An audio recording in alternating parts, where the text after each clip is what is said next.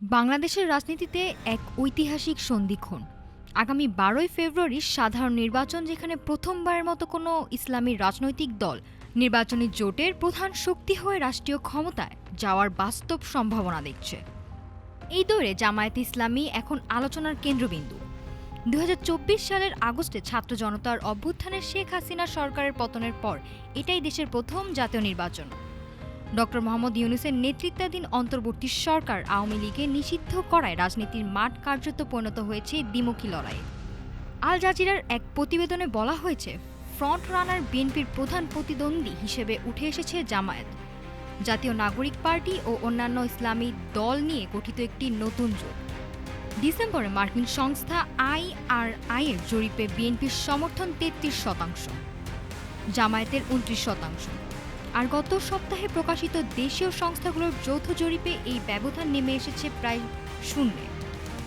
বিশ্লেষকদের মতে এটি হতে পারে জামায়াতের ইতিহাসের সবচেয়ে নাটকীয় প্রত্যাবর্তন। গত ১৫ বছর ধরে দলটি ছিল নির্যাতন, নিষেধাজ্ঞা ও নেতৃত্ব শূন্যতার মুখে। আজ সেই দলই সংগঠনের শক্তিতে ভর করে ক্ষমতার দুয়ারে কড়া নাড়ছে।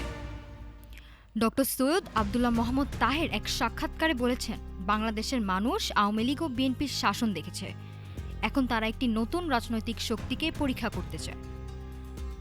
নিজেদের মধ্যপন্থী ইসলামী শক্তি হিসেবে তুলে ধরতে এবার প্রথমবারের মতো খুলনায় একজন হিন্দু প্রার্থীকে মনোনয়ন দিয়েছে জামায়াত। দলটির দাবি, তারা সংবিধানের ভেতর থেকে সংস্কার বাস্তবায়ন করবে। তবে উদ্বেগও কম নয়। দেশে ও আন্তর্জাতিক মহলে প্রশ্ন, ইসলামী দল ক্ষমতায় এলে নারী ও সংখ্যালঘুদের অধিকার কতটা সুরক্ষিত থাকবে?